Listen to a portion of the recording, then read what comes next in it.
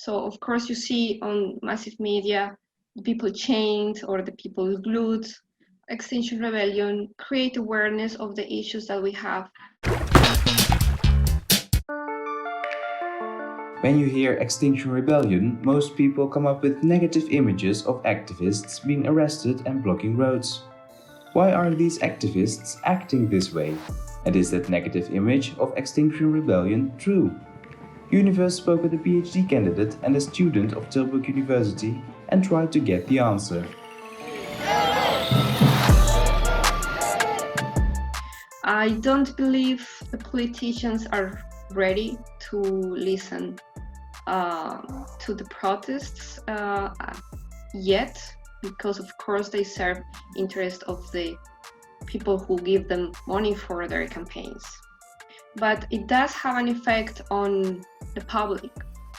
I think public has the chance to hear other stories and to think, okay, maybe there is a reason to do this, and eventually to be sympathetic to it. And I think that's why the movement has been gaining worldwide support very rapidly.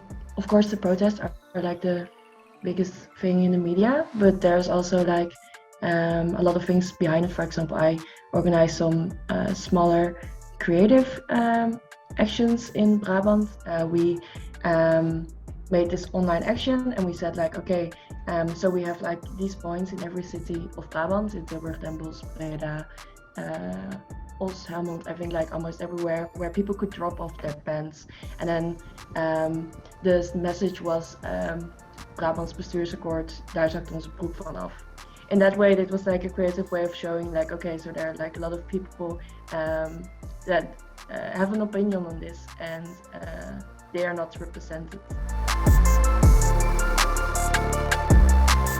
Organizing events of this scale requires a lot of people, a lot of resources.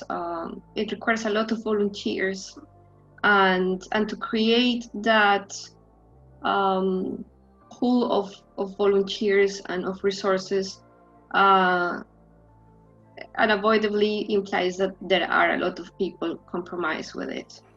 Often what is overlooked is the cultural and the social aspect of gathering together in the streets. So of course you see on massive media the people chained or the people glued, but they don't tell the artistic activities, the circuses, the chats, the workshops that we make. Staying alive, leave the city breaking and everybody shaking and staying alive, staying alive. Staying alive.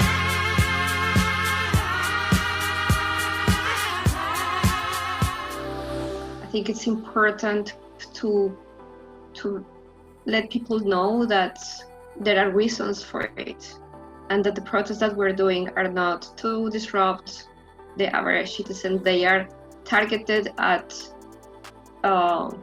people that are really killing the planet with their funding or with their political activities or with their economic activities that are harmful for nature and that are therefore harmful for human populations. There are always also people from Extinction Rebellion at those actions that like connect with the people around, that explain like, okay, so this is why we are here, because we don't see another solution, and we don't see politicians acting. Political mobilization on the streets is unavoidable if we want to be heard, since otherwise politicians don't seem to listen.